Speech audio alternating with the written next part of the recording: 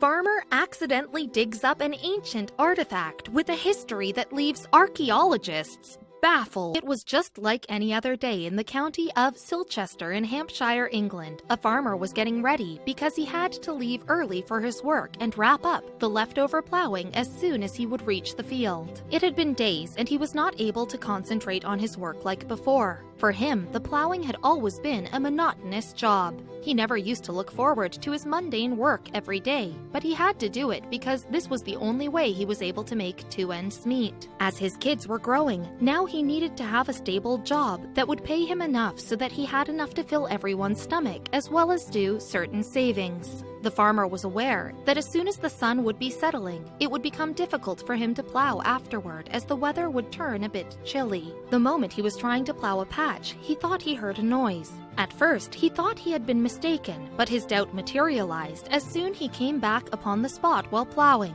When he tried to plow that patch again, he heard the noise again, and for him, it was difficult to avoid the noise. So he tried to dig the place so he could find what was making it difficult to plow that area. So he started to dig that particular patch to find out what was creating the hurdle.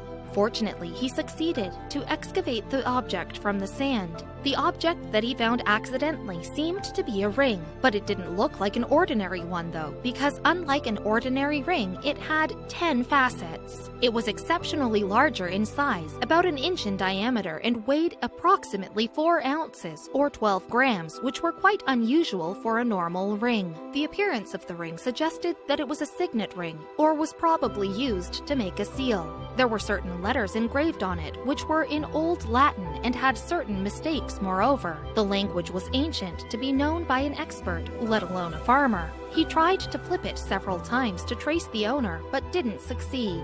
But what could he make out of his knowledge about the language it was?